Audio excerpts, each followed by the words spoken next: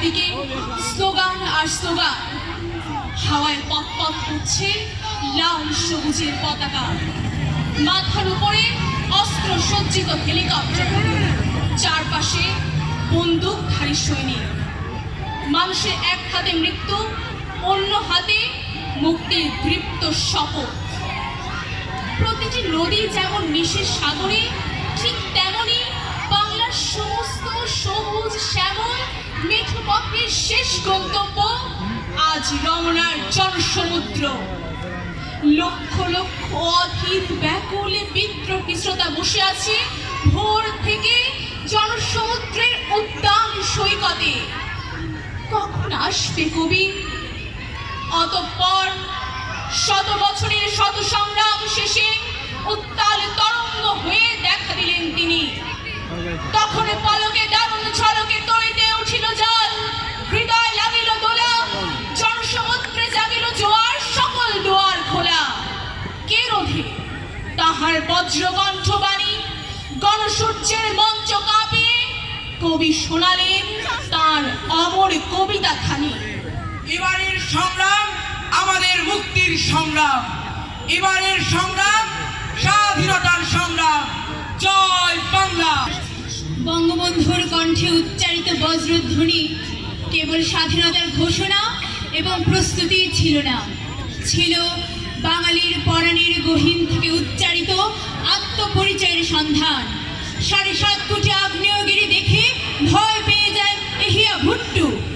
আলোচনার নামে প্রস্তুত করা হয় গণহত্যার নীল নকশা, অপারেশন স্যাটেলাইট।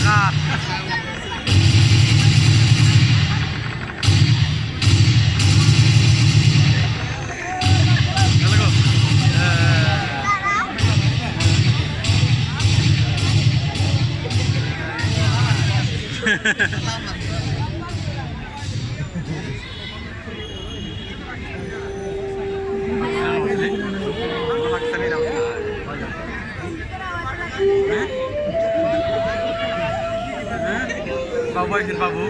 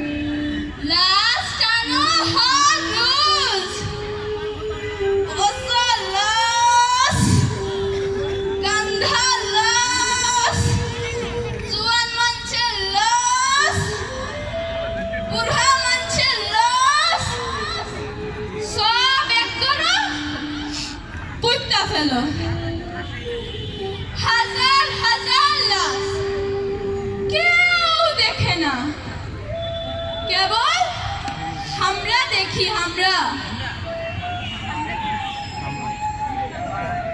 এক মাসুম বাচ্চা বুকে খুন লইয়া